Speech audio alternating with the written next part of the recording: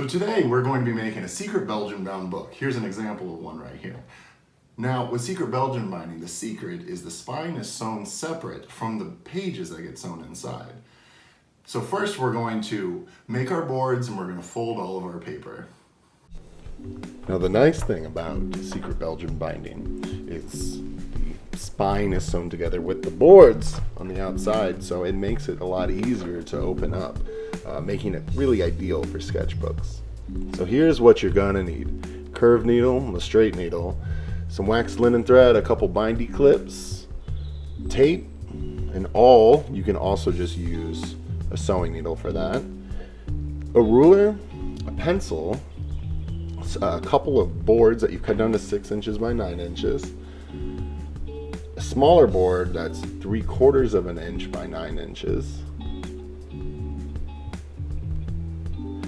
a couple labels printed out on sticker paper, and one for the spine as well, some inside pages that you're going to use to seal everything down,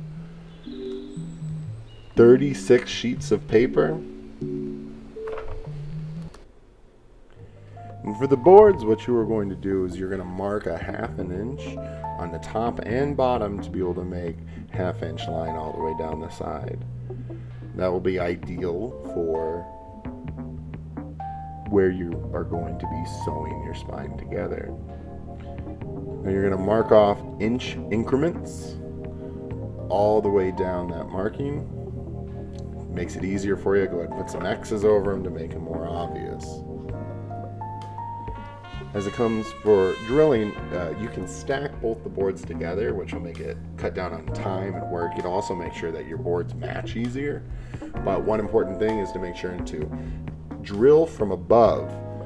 See, I got a binder clip help holding them together, but definitely drill straight down. If you drill at an angle, you will knock that off. It's not the end of the world if it's off, so don't worry too much about it. Here's another angle of drilling, so I'm going straight up and down. I'm not drilling through my finger. That would be a bummer.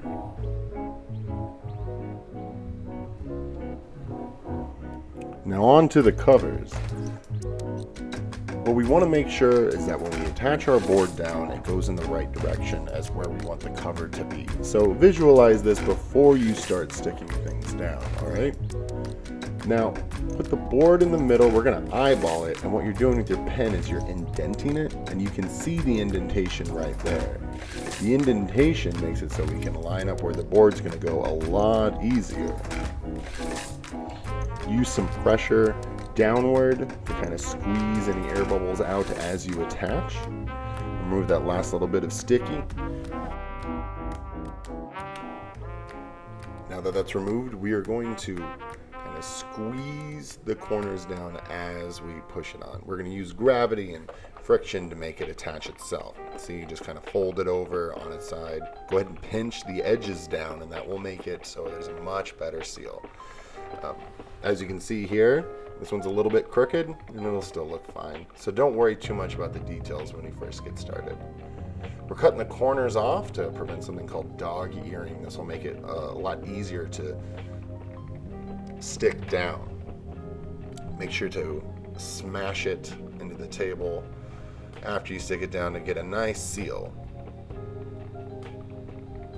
Once we have the whole thing prepared, now we can attach our last sticker onto the board, which will be the inside cover one. I like to use matte paper for this so that way you can write anything on there, like your name or a note or anything. Just one opportunity to do that. When you have the glossy sticker paper, it doesn't really work. One key note with this: you have one shot to put that sticker down, so don't mess up. Now we are going to identify where the holes are. You can kind of feel them with your finger, and you're going to stab through with the awl. This makes it a lot more of a attractive hole. When you drill through the sticker paper, it has a tendency of fraying and becoming a little garbo, so stab through them. Now that we've finished both of the main boards, it's time to work on the board for the spine. This one's going to be a little bit tricky because it's so small, but worst case scenario, all the gunk of the inside will be hidden. So keep to the same idea. You're wrapping around the edges.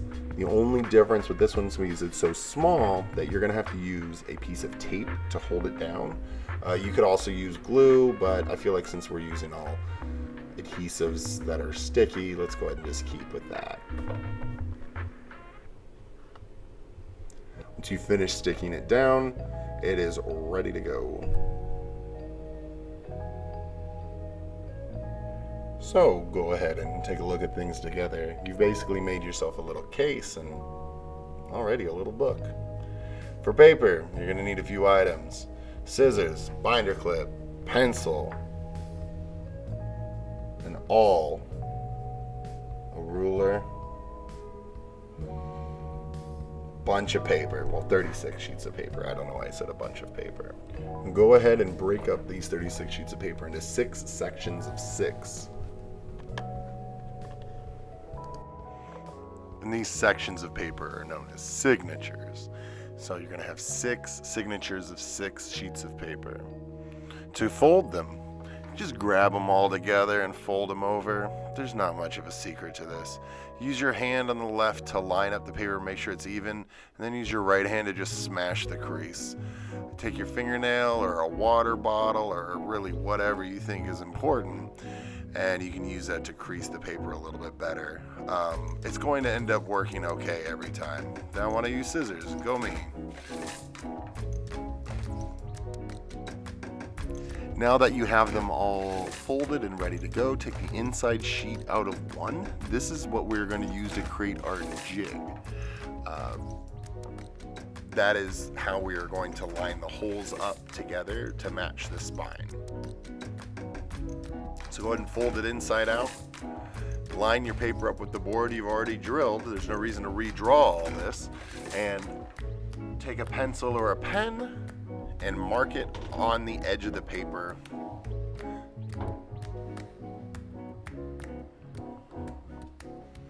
There, look at me go, all the way over. Now these holes we are going to use as a way to stab through so the paper can line up all together at the same time. And so that way we can bind the paper to the boards.